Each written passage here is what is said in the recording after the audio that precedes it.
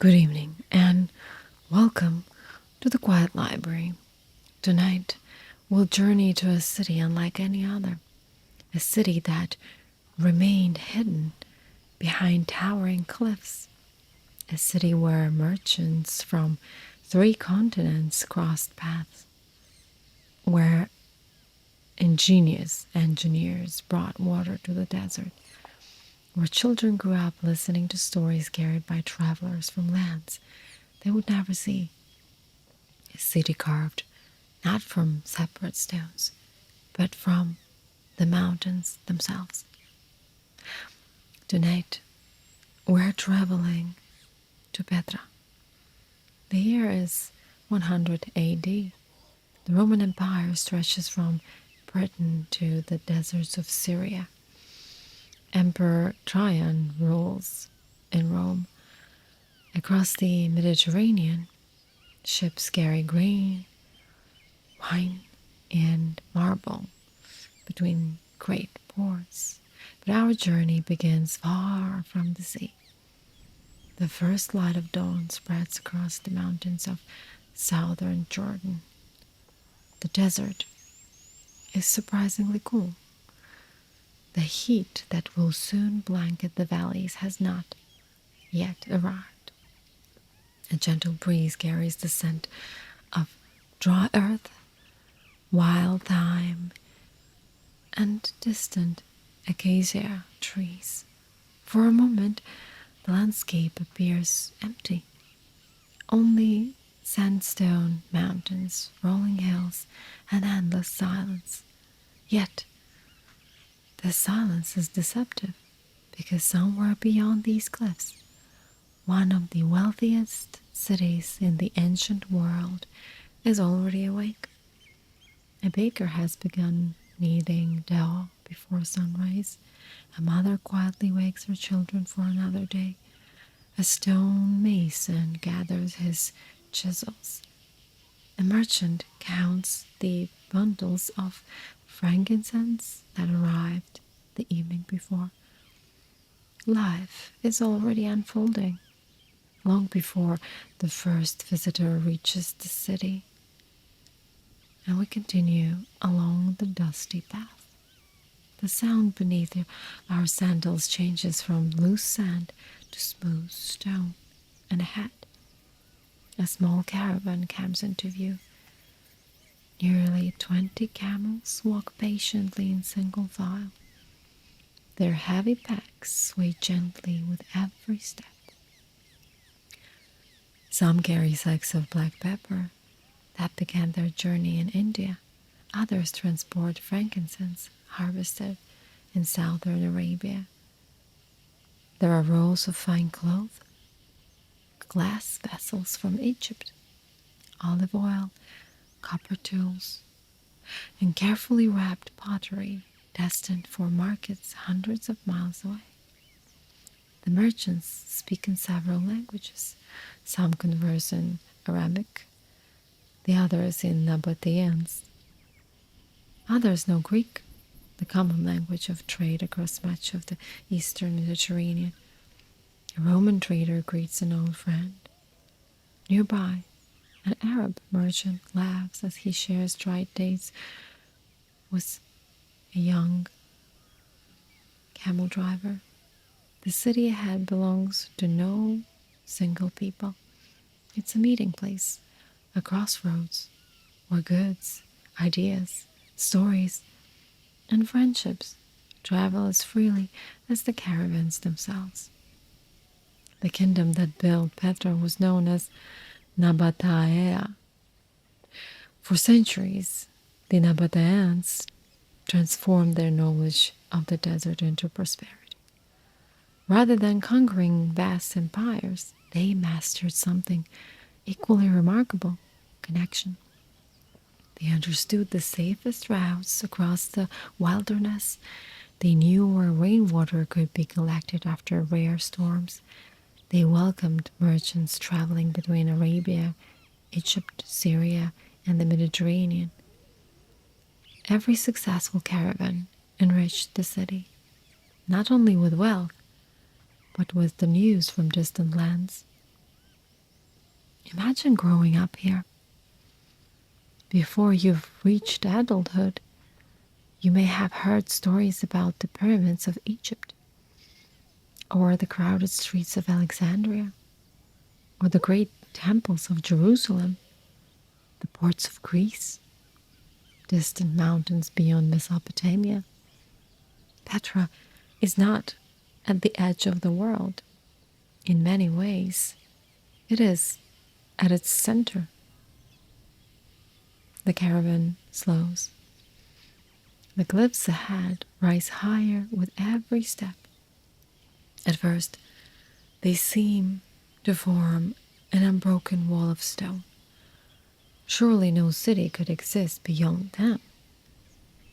But then, almost unnoticed, a narrow opening appears, barely wide enough for a few camels to pass. The travelers continue without hesitation. They know what lies beyond. You follow them into the cool shade. The towering sandstone walls close gently around you. The sounds of the desert begin to fade. And with every quiet step, the hidden city draws a little closer. The morning light grows softer as the towering walls of the canyon surround you. The air becomes noticeably cooler. High above, only a narrow ribbon of blue sky remains visible. The sandstone cliffs rise almost straight upward, their surfaces shaped by wind, water, and millions of years of time. The colors seem to change with every few steps. Soft pink gives way to warm gold. Amber fades into deep crimson. Thin ribbons of purple weave through the stone like brushstrokes on a painting. But no artist created these patterns. Long before the first people ever walked here, long before Rome or Greece or even the pyramids of Egypt, ancient seas covered this landscape. Layer upon layer of sand slowly hardened into stone. Tiny minerals settled between the grains, creating the remarkable colors that surround us today. The earth itself spent millions of years preparing the walls of Petra. The path narrows. Sometimes only a few people can walk side by side. The merchants instinctively lower their voices. Conversation seems unnecessary here. Even the camels become quieter. Only the steady rhythm of the footsteps echoes gently between the cliffs. One young camel driver cannot be more than 15 years old. He walks beside the lead animal with quiet confidence. Perhaps this is already his 10th journey. Perhaps his father once walked the same path, and maybe his grandfather before him. Trade is rarely just a profession. It becomes a family tradition. Knowledge passes from one generation to the next. Which valleys flood after winter rain, which wells remain reliable during dry years, how to calm an exhausted camel, how to recognize distant weather simply by watching the clouds gather over the mountains. Not every child in Petra dreams of becoming a merchant. Some will become potters, some stone carvers, some will become scribes, others will spend their lives caring for vineyards and orchards hidden in the valleys beyond the city. Yes, yes, vineyards. That surprises many visitors. The Nabataeans did not simply survive the desert, they transformed it, using carefully built terraces, channels, underground cisterns. They collected precious rainwater during the wet season. Every storm became an opportunity. Every drop was guided, stored, and protected. Without that knowledge, Petra could never have existed. You notice something carved into the canyon wall beside you. At first, it looks like nothing more than a shallow groove, then another and another. These are the water channels, simple in appearance, yet extraordinary in their importance. During heavy rains, water rushed through these carefully engineered pathways instead of disappearing into the desert. Some channels fed enormous underground reservoirs, others supplied fountains, gardens, bathhouses, and family homes. In many ancient cities, great walls protected the people. In Petra, water protected the city. Farther ahead, the canyon bends once again. A woman steps aside to allow the caravan to pass. She balances a clay water jar effortlessly upon her shoulder. A small girl walks beside her, holding her mother's hand with one hand and clutching a woven basket in the other. And inside the basket, fresh herbs, flatbread, and a handful of ripe figs. Perhaps they are returning from visiting relatives, or perhaps they are preparing the midday meal. Their quiet conversation disappears around the next curve before you hear another word. And for a moment, Petra no longer feels like one of history's greatest archaeological sites. It feels exactly as it once was, a home, a place where children grew up, neighbors greeted one another, meals were shared, and ordinary lives unfolded beneath these towering cliffs. We continue walking. The canyon twists gently to the left. Sunlight begins to spill across the stone ahead. The merchants smile, almost instinctively. They know what is waiting just beyond the next turn. And soon so will you. The canyon grows brighter. With each step, the sunlight reaches a little farther across the stone beneath your feet. The merchants ahead seem almost eager now. Some straighten their robes, others gently brush the dust from their sandals. The young boy, no older than 10, lets go of his father's hand and hurries ahead before being called back with a smile. He has probably made this journey many times before. Even so, the moment never seems to lose its magic. One final turn, and suddenly the cliffs open, and before you rises a magnificent facade unlike anything you have ever seen. 40 meters of columns, statues, and graceful carvings, all emerging from a single wall of rose-colored sandstone. The morning sun catches its upper columns first. They glow like polished gold. Slowly the light descends until the entire monument seems almost awakened. Visitors today call this the treasury. The Nabataeans almost certainly knew it by another name, one that, unfortunately, has been lost to history.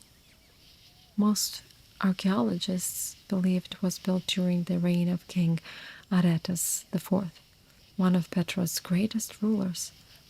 Its exact purpose is still debated. It may have been a royal tomb, or a ceremonial monument, or both. Petra still keeps some of her secrets. Perhaps that is part of her beauty.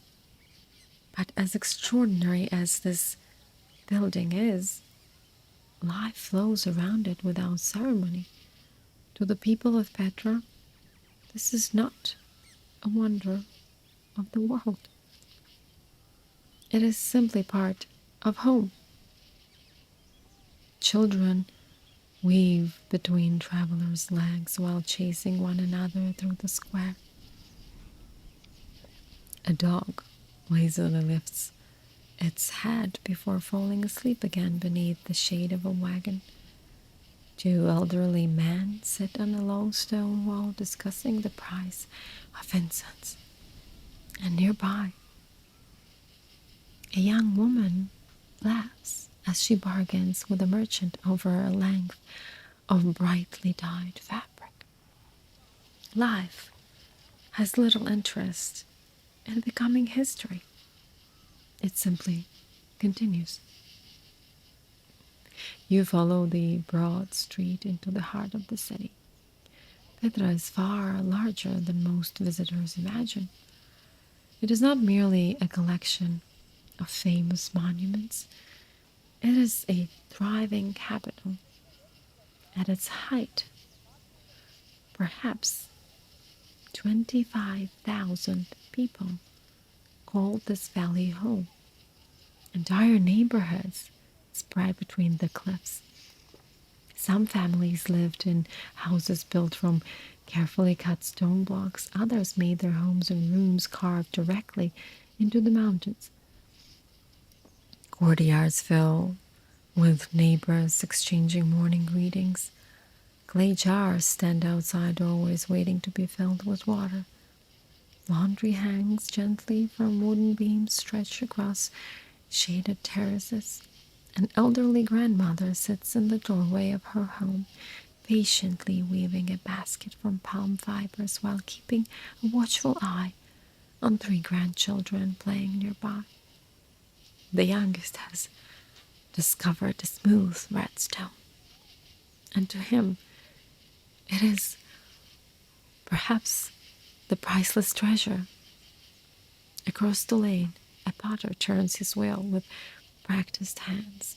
The clay raises slowly beneath his fingers.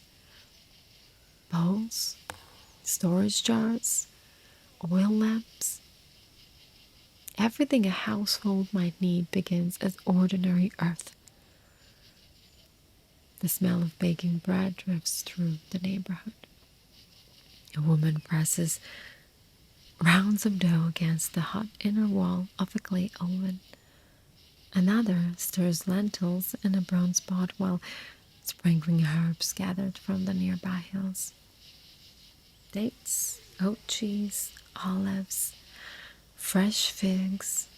These simple foods appeared on tables throughout the city. A little meat may be served during festivals or family celebrations, but most meals are quite humble and shared slowly and rarely eaten alone. Hospitality is one of the greatest virtues here.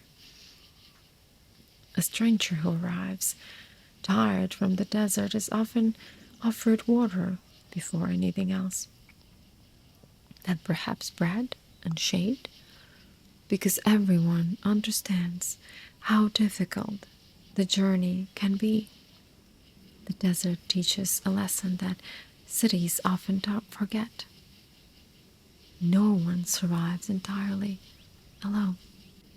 As we continue walking, you begin to realize that Petra's greatest achievement was never the buildings carved into its cliffs.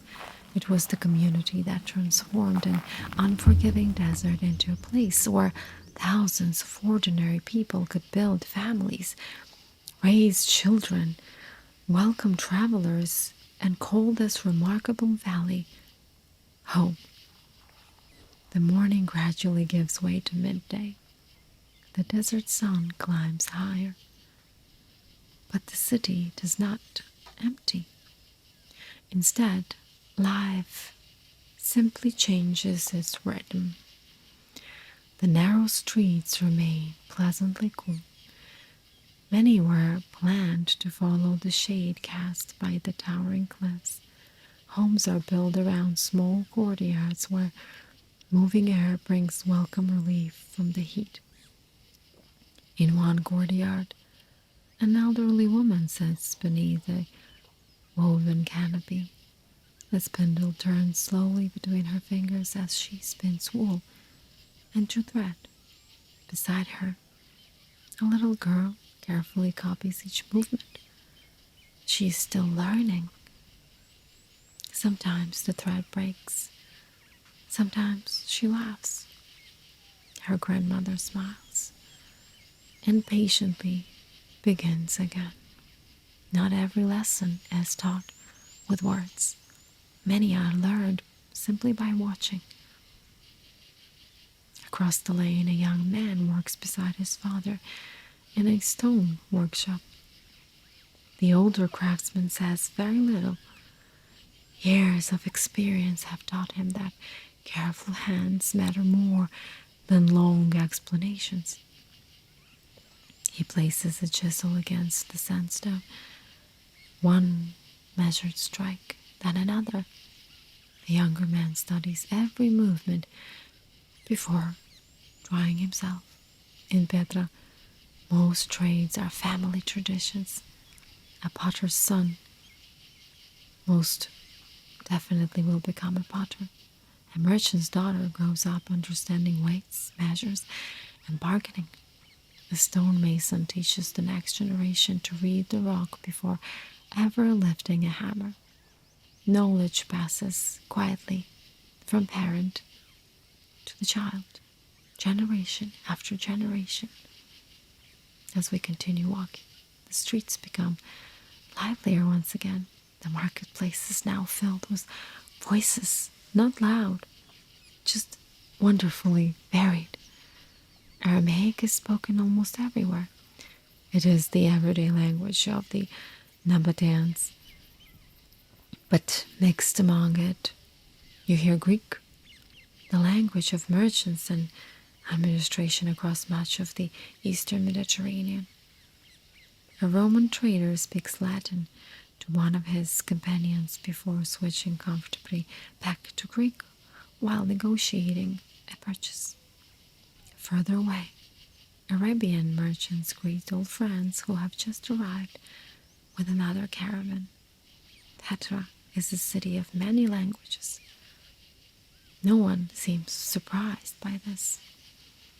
Here, foreign accents are as ordinary as the morning breeze. Near one stall, a woman carefully examines several pieces of jewelry.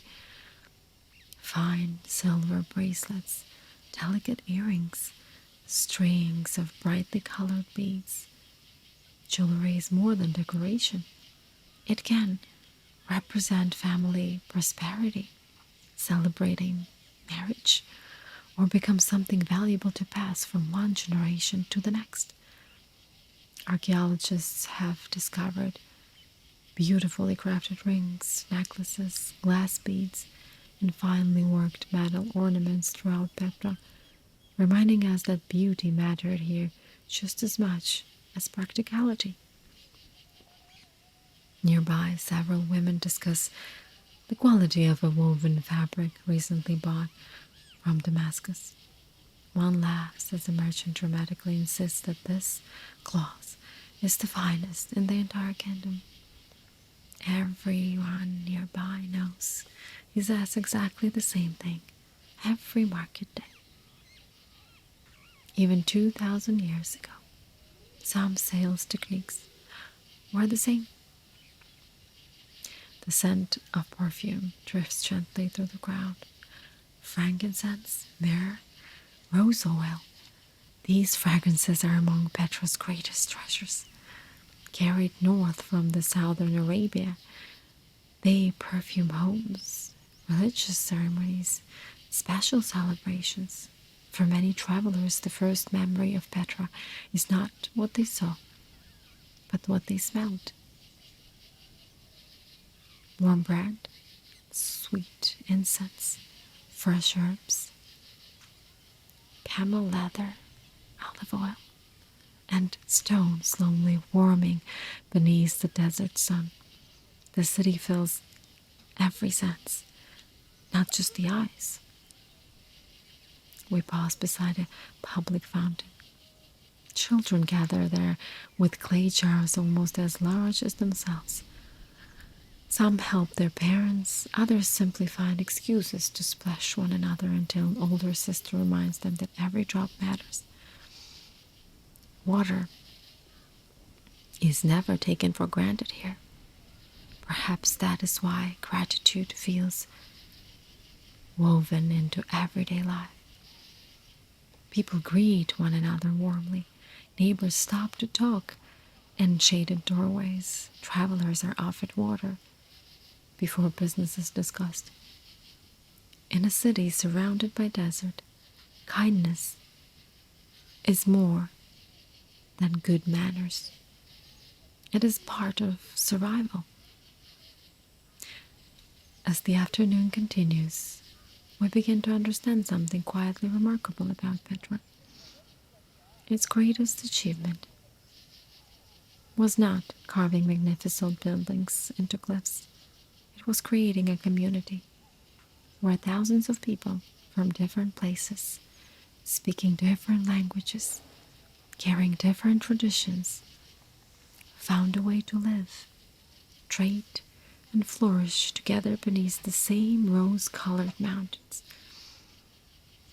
By the middle of the afternoon, the warmth of the desert settles gently over Petra. The busiest hours of the morning have passed. Some merchants retreat into the shade. Others share cups of watered wine or cool spring water while discussing tomorrow's caravan. Children disappear indoors for a while, only to emerge again when the air begins to soften. We continue walking through the city. At first, nothing seems unusual. A narrow stream flows quietly beside the road. A fountain trickles into a stone basin. Several women fill clay jars while chatting about relatives, neighbors, and the coming harvest. It feels perfectly ordinary. And yet, there is something almost miraculous about every drop you see. The city should not exist. Not here. The surrounding landscape receives very little rain. Months can pass beneath an endless blue sky. When storms do arrive, they often come suddenly and violently. Water races throughout the narrow valleys in dangerous flash floods before disappearing almost as quickly as it came. For many civilizations, such a place would have never been possible. For the Nabataeans, it became an opportunity. Long before modern engineers, they learned to understand every curve of these mountains, every canyon, every seasonal stream, every place where rain might briefly gather across the cliffs. Those long, narrow channels carved directly into the stone. Some of them are no wider than a hand. Others disappear beneath carefully fitted stone covers, and together they form an enormous network stretching far beyond the city itself. When the rain fell high in the surrounding hills, these channels guided precious water toward Petra instead of allowing it to vanish into the sand. There were huge cisterns hidden beneath the ground, stored enough water to last through the dry month. Reservoirs supplied homes and gardens, bathhouses, animals, and the thousands of travelers who arrived each year. The entire city depended upon these invisible system. Most visitors admired the magnificent facades carved into the cliffs. The people of Petra admired the engineers, the builders, the men and women whose careful planning meant children would have water to drink even after a month without rain. Nearby, a gardener kneels beside a small orchard. He pours water slowly around the roots of a young fig tree. Not too much, not too little. Every drop has value. The tree will one day provide fruit for his family, but only if today's water is used wisely. Beyond the orchard, vines climb wooden supports, their broad leaves casting delicate patterns of shade across the ground. Clusters of grapes hang heavily beneath them. Elsewhere, olive trees twist gently toward the sunlight. Small plots of herbs perfume the warm air. Mint, coriander, thyme, and rue. The desert has not disappeared. It simply lives alongside careful human patience. A young boy walks beside his grandfather carrying 2 empty clay jars. The older man stops beside a public fountain. He does not immediately begin filling them. Instead, he places one weathered hand upon the smooth stone edge of the basin. "Listen," he says softly, and the child grows quiet. At first, he hears nothing, but then the gentle sound of flowing water. It never speaks loudly, but without it, none of this would be possible. The boy nods. Perhaps he does not fully understand it yet. One day he will. Because every child growing up in Petra learns the same lesson. Gold can make a kingdom wealthy. Trade can make it famous. But water, if what makes it possible. As we leave the fountain behind, realize that Petra's greatest monument may not be the towering treasury, or the royal tombs, or even the great temples. Its greatest monument is invisible. It is the wisdom to work with nature instead of working against it. That quiet wisdom allowed an entire civilization to bloom where at first glance there should have been only stone and desert. The sun now hangs high above the valley. For a little while, the city becomes quieter. This is not a time for rushing. The desert teaches patience. Work continues, but more slowly. The brightest hours of the day belong to the shade. You follow a narrow lane between rows of homes. Their walls are built from the same warm sandstone that surrounds the city. Some homes are quite modest. Only 2 or 3 rooms gathered around a small courtyard. Others belong to wealthy merchant families and are much larger, with shaded patricos, storage rooms, and finely plastered walls painted in soft reds, creams, and ochres. Almost every home opens inward. Life is centered around the courtyard. Here the children play, meals are prepared, neighbors stop by without knocking. A breeze passes through the open space, carrying away some of the afternoon heat. In one courtyard, a woman kneels beside a low stone table. She's preparing the evening meal.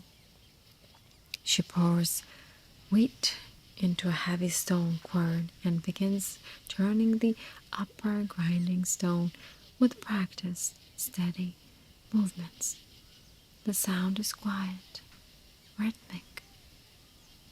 Her daughter watches for a moment before taking her turn. The flour falls into a waiting bowl. Later, it will become fresh flatbread. Nearby, a clay oven is already warm.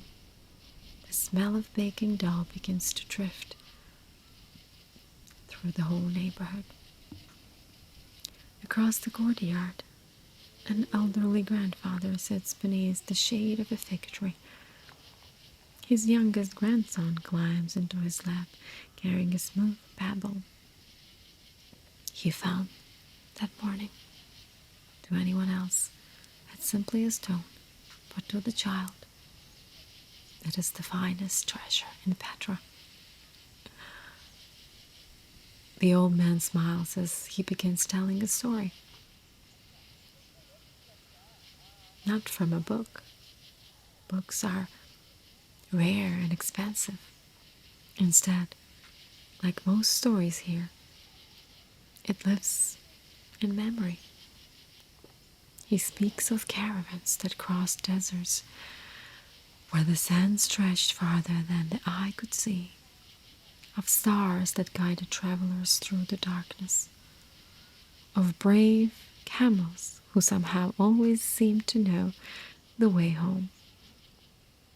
And the little boy listens, holding his breath. Perhaps years from now, he will tell the same story to his own children and grandchildren. This is how history survives. Not only carved in stone, but carried from one voice to another beyond the courtyard. The streets slowly come alive once again. A blacksmith wipes sweat from his forehead before striking glowing metal with careful precision. The ringing of his hammer echoes gently between the cliffs. Not far away, the potter you saw earlier has arranged dozens of finished bowls outside his workshop. Some are plain, others are painted with elegant geometric designs.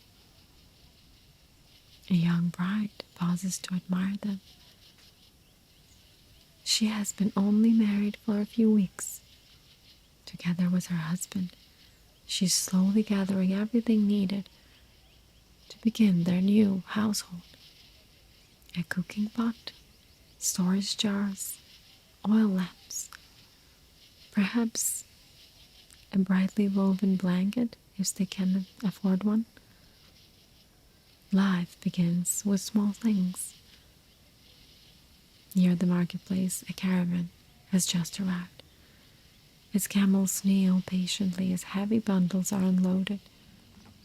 The air is suddenly filled with unfamiliar scents. Fresh cinnamon, black pepper, cardamom, frankincense, myrrh. Spices worth more than their weight in silver. Children gather nearby, watching with wide eyes as workers unwrap goods from lands they can scarcely imagine. A merchant carefully lifts a piece of delicate blue glass made in Roman workshops. Another unwraps silk that has traveled thousands of miles along trade routes stretching deep into Asia. Few people in Petra will ever see those distant places. Yet, through trade, a small part of the world comes to them. Perhaps that is what made Petra so extraordinary. Not simply its wealth, not simply its beautiful buildings, but the constant arrival of new ideas, new languages, new customs, new stories. A child born here could grow up hearing about snowy mountains, great oceans, dense forests, and cities larger than imagination, all without leaving home. As the afternoon slowly begins to fade, the shadows grow longer across the rose-colored stone. The air becomes cooler. Doors begin to open. The busiest part of the day is over. But the most beautiful part is only just beginning. Almost without noticing, the light begins to change. The bright afternoon sun softens into warm shades of gold. The sandstone cliffs that surrounded us all day seem to glow from within, and their colors deepen. Rose, amber, burnished copper, and finally gentle crimson that gives Petra its famous name. The city breathes differently now. The hardest work of the day is finished. Shops begin closing one by one. Wooden shutters are lowered. Merchants cover baskets of figs, dates, and almonds with woven cloths to protect them from the evening air. A baker places the final round of bread into his oven before sweeping flour from the stone floor. Tomorrow, he will begin again, before sunrise. But for now, his work is done. The smell of warm bread drifts through the streets. It mingles with wood smoke, fresh herbs, olive oil, and the sweet fragrance of frankincense rising from a nearby household shrine. It is impossible to separate one scent from another. Together, they become the smell of Petra itself. Families slowly return home. You notice that no one seems to hurry. Children walk beside their parents carrying small baskets. A little boy proudly balances a loaf of bread almost as large as his chest. His younger sister insists on carrying a tiny bundle of mint leaves. She contributes what she can. An elderly neighbor pauses outside her doorway. Without a word, she hands the children 2 ripe figs from a basket resting beside her chair. Their mother smiles with quiet gratitude. In Petra, neighbors know one another. Life in the desert encourages generosity. There may come a day when you need your neighbor's help. Today, you offer yours. Tomorrow, someone else offers theirs. As we continue through the neighborhood, we hear laughter drifting over a courtyard wall. Several families have gathered together for the evening meal. Low tables have been placed beneath an awning stretched between the buildings. Fresh flatbread is passed from hand to hand. Bowls of lentils seasoned with herbs and shared beside olives, goat cheese, roasted vegetables, clusters of dark grapes picked earlier that day. A clay pitcher of cool water sits in the center of the table. No one begins eating immediately. Conversations come first. People ask about parents and children, about a cousin who recently joined a caravan bound for Damascus, about whether enough rain might come this winter. Ordinary conversations. the kind that have echoed through homes in every century. An old musician reaches for a simple reed flute, and he plays softly, not to entertain a crowd, only to accompany the quiet evening. The melody drifts gently across the rooftops before disappearing into the desert air. Nearby, two girls clap their hands in rhythm while the youngest children begin dancing in circles. An older brother pretends not to watch until one of the little ones pulls him into the game. And soon, even he's laughing. It is easy to imagine ancient cities as solemn places, filled only with kings and priests and soldiers. But Petra was full of birthdays, friendly arguments, wedding celebrations, children losing their sandals, dogs begging for scraps beneath the table, parents reminding young boys to wash their dusty hands before supper. Life has always been wonderfully ordinary. As twilight settles across the valley, oil lamps begin appearing in windows, one by one. Tiny golden lights awaken throughout the city. Some are placed beside doorways, others illuminate family meals, still others burn quietly before small household shrines. Above them, the cliffs slowly disappear into shadow. The bustling city that welcomed thousands of merchants during the day now becomes something entirely different. Not a crossroads of empires, not a marvel of engineering, but simply a home.